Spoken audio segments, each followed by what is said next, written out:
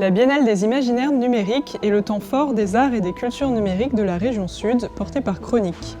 En explorant les arts visuels, les arts sonores et le spectacle vivant, la Biennale s'intéresse à la présence et l'usage du digital et des nouvelles technologies dans l'art et notre quotidien.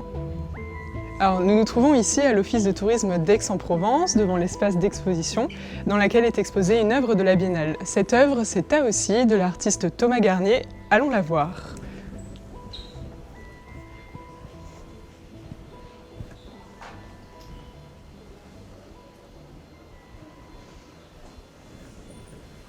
En traversant le rideau, nous nous trouvons face à une scène où plusieurs machines semblent s'affairer à une tâche en toute autonomie. Il y a 3 machines. La première image est un robot qui circule en suivant le quadrillage noir, son unique chemin.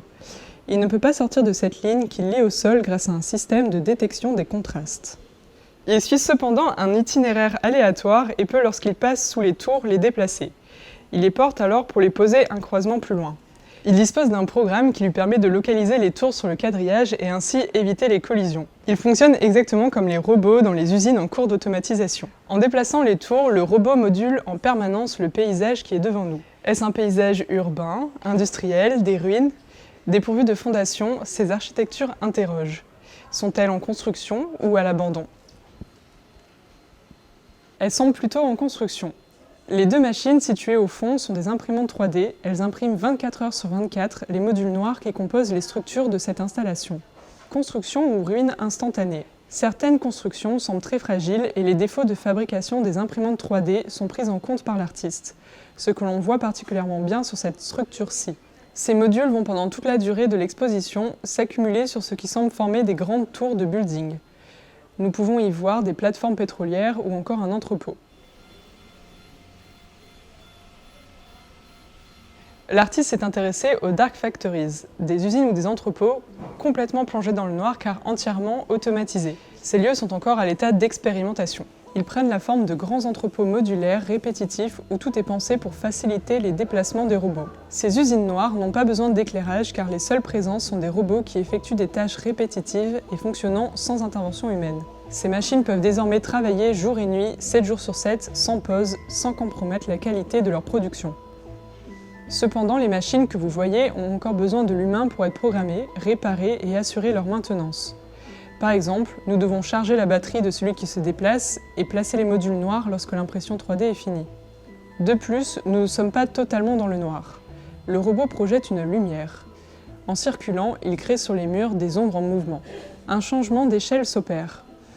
Alors que nous semblons nous trouver face à une installation de l'ordre de la maquette, nous regardons maintenant une image de la taille d'une projection de cinéma. L'artiste s'est intéressé au pré-cinéma, les inventions d'avant le cinéma telles que le théâtre d'ombre, la lanterne magique ou encore la fantasmagorie. Thomas Garnier crée ainsi une séquence qui se joue en direct, produite par une suite de travelling nous faisant circuler dans un paysage. Parce que le robot a une trajectoire aléatoire et que le paysage se construit au fur et à mesure de l'exposition, le film évolue en permanence. Taossi est le nom d'une créature zoomorphe issue de la mythologie chinoise. Elle est régulièrement décrite comme une créature gloutonne. On raconte qu'un jour, elle aurait même fini par dévorer le soleil, plongeant le monde dans l'obscurité, une nuit perpétuelle. Avec ce titre, l'artiste fait le parallèle avec la gloutonnerie de la société capitaliste qui produit, consomme et jette dans un cycle incessant. Que faire face à cette injonction à produire toujours plus grand, plus haut? Qu'est-ce qui peut stopper un monstre glouton? Est-ce l'épuisement des ressources ou la saturation de l'espace? Comme dans l'histoire de Taossi, notre gloutonnerie ira-t-elle jusqu'à nous plonger un jour dans une nuit perpétuelle?